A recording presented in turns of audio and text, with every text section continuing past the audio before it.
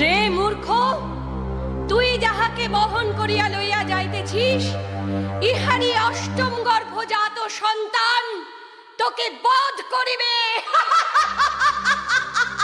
কে কে